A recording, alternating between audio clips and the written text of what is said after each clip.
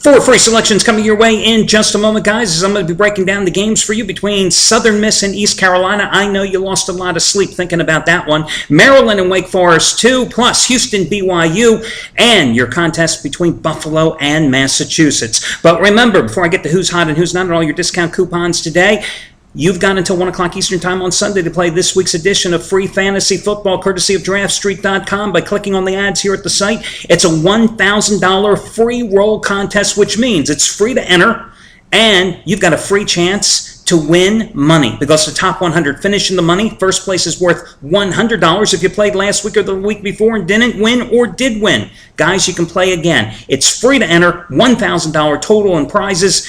Check it out. Click on the ads here, DraftStreet.com. Okay, guys, let's talk about a couple of hot handicappers. First of all, Brian Rosica, what he calls the Holy Grail play, 100 dime winner, number 3 in a row, and 12 out of 16 going today.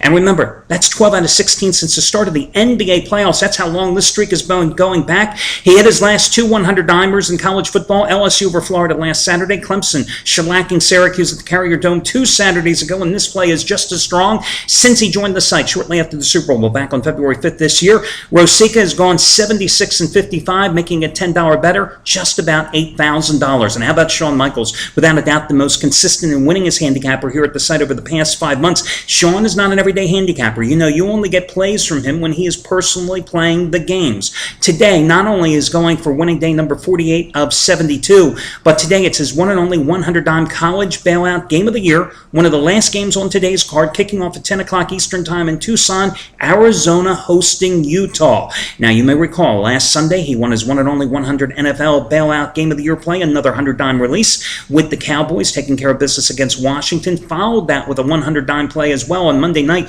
Chargers outright over the Colts. Hit a 100-dime teaser on Thursday night with Miami and the under. Failed with his 100-dime teaser last night with Central Florida and the under against Louisville.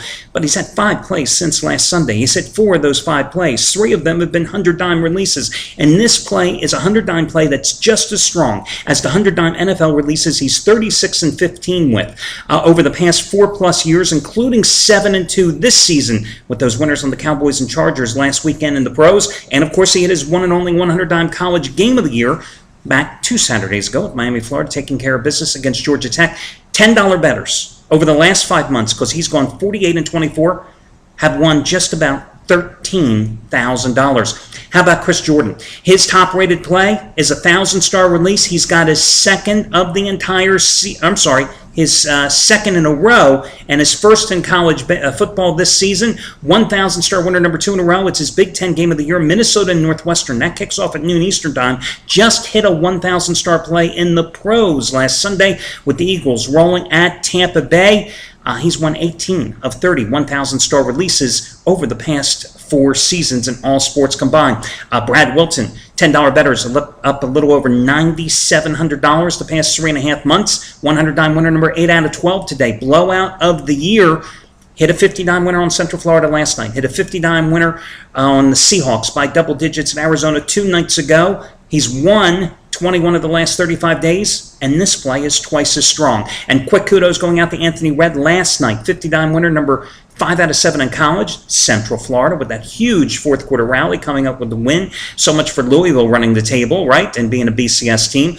$10 bettors have won a little over $2,400 since Sunday. Today, 50-dime football trifecta. Florida, Mizzou, Wake Forest, Maryland, Washington, Arizona State, winning day 6 out of 7 from Anthony Redd today. Now listen, guys, as you know, every single Saturday, I've been doing this for nearly 2 years, I give you a coupon code that could save you potentially hundreds of dollars because it's something off your total purchase price. Today, the single biggest discount of the entire football season, you can save 25% off your total package simply by using, your total purchase, let me get that correct, simply by using coupon code 25%, 25 PERCENT, 25%, no space between the number and the word percent, 25%. Again, that saves you 25% off your total package.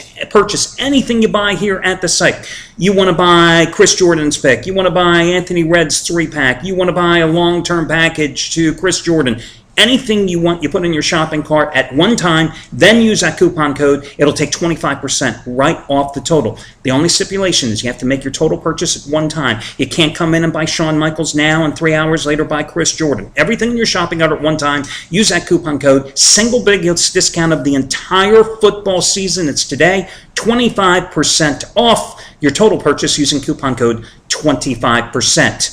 Maybe you only want one play today. Maybe you only want Shawn Michaels' 109 bailout game of the year play for considering how much he's won you the past 5 months. You want to save $25 off a single purchase? Use coupon code $25.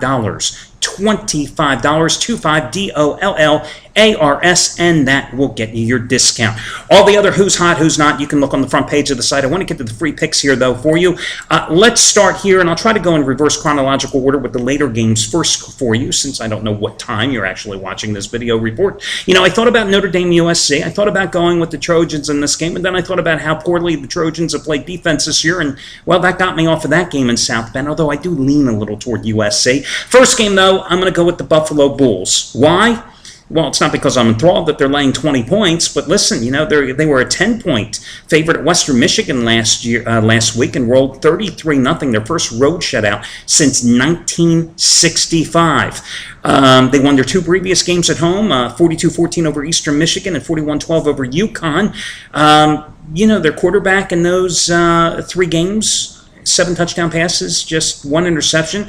Their defense has really delivered here in those 3 games. They've given up an average of 71 rushing yards on 2.3 yards per carry. They've got the top third down defense in terms of playing on third downs and defense in the Mid-American Conference. They forced 16 turnovers on the season, 10 in their last 3 games. Their turnover margin's number 2 in the country. So I like them here at home today, laying the points against UMass. I mean, UMass beat Miami of Ohio. Big deal. They beat them last week, 17-10. Didn't Miami of Ohio fire their coach earlier this season? That tells you how the Red Hawks are doing, right? I think that's who it was. Do I follow the Mid-American Conference a lot? No. But here, listen, the Minutemen were 0-5 prior to that start, and they had allowed at least 24 points in every single one of those losses and scored a total of 35 points while losing to Western Kentucky, Kansas State, Bowling Green, Vanderbilt. They lost to the Black Bears of Maine, for Christ's sake. Am I enthralled with laying 20 points with Buffalo at home? No, but I think that's definitely the way to go because, let's face it, you know, the Bulls are inching closer to bowl eligibility, and who would have figured that after they opened the season with back-to-back blowout losses at Ohio State and Baylor. Next game, I'm going to go with the Houston Cougars. It's 9.5-point home dog against BYU. Listen, I know the Cougars haven't played anybody, and that's the reason they're 5-0 on the season. I mean, let's face it. You know, they played Memphis, they played Temple, they played Little Sisters of the Poor, and 2 other patsies along the way. And I realize BYU's coming off a shellacking with Georgia Tech, 38-20 at home. They previously won 31-14 at Utah State, so they've won 3 in a row since a 20-13 loss at home to their arch rival Utah. But I like the way Houston is playing. You know, they're going with a true freshman quarterback. His name is John O'Korn. 11 touchdown passes, 1 interception. This is just his 4th career start, but hell, he's averaging 226 yards passing a game. They have covered 7 consecutive games. They're plus 10 in turnover margin this season as well. So they're getting the job done. Houston's coming off a bye. I mean, granted, as I said, they've played Little Sisters of the Poor, Temple, Rice, Southern, Memphis, UT San Antonio, you know. But I think this is a good spot to grab them plus the points because BYU is coming off their huge game against Georgia Tech, okay? You know, ACC team playing with the option, so it's a different defense they're going to see today. And they have a huge look-ahead game Friday night against Boise. And I'm still not convinced that Taysom Hill, the quarterback who has played a little better here for BYU in the last couple games, is still that efficient of a passer, and he's going to be facing a Houston defense that's already picked off quarterbacks 8 times this season. So even though BYU has the better athletes, has played the tougher schedule, I think Houston plus 9.5 points against a BYU team that's playing its first road game since its season opener at the end of August. I think it's a good play here today. Next free selection, I'm going to go with Maryland, -5 at Wake Forest. I know Wake Forest upset NC State 28-13 last week as a 7.5-point home dog. But listen, Terrapins last week, after getting blown out at Florida State after a quick 5-0 start this year, rebounded 27-26 with a big win against one of their biggest rivals, if not their biggest, and that was Virginia. So after losing 63-0 at Florida State, and they were 4-0 going into that game, not 5-0, they rebounded. And they rebounded despite the fact that they didn't have their starting quarterback. Well, C.J. Brown, who missed the game last week because of concussion, is back. I don't care that the home teams won 6 in a row straight up in the series, covering 4 of those games. I don't care that Wake Forest and Jim Grobe is 8-1 ATS off the last 9 byes they've had.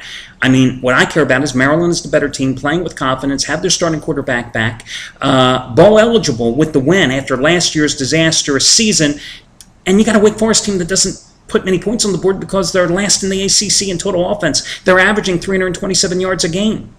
Do you realize Baylor averages that in like the first quarter? I mean, seriously. So even though Maryland's in a Virginia-Clemson sandwich, I'm going to go with the Terrapins in this game. Finally, East Carolina, -23 at home. Now, East Carolina is coming off a triple overtime loss at Tulane, a game in which the Pirates sleepwalked through basically the first 3.5 quarters of that game before forcing overtime. And they had a couple of opportunities to win in regulation, but missed a couple of chip shot field goals. But now they get a shot at redemption because they got Southern Miss coming to town. Southern Miss has lost 17 consecutive games. The Golden Eagles have covered just 3 of those 17 games. They've only covered twice in their last 9 as a road dog. What can I tell you about Southern Miss other than they suck? I mean, the Golden Eagles have lost 56-13 at Nebraska. They've lost 60-7 at Boise State. They're coming off a 24-23 home loss to Florida International, a team they were favored to beat by 17 points. I mean, that's a Florida International team that's lost to Bethune-Cookman, okay? That's lost to UAB. Hey, listen, they're on the road for the 4th time in their last 5 games. East Carolina, earlier this year, hammered North Carolina and Chapel Hill, played extremely tough against Virginia Tech in a 15-10 loss. So I'm going to go with them in this particular spot. East Carolina, by the way, after their last 6 straight-up losses, they've covered 6 straight times. So I'm going to go with the Pirates as your final freebie. That'll do it, guys. Best of luck to you all, and I will catch you again on Sunday morning.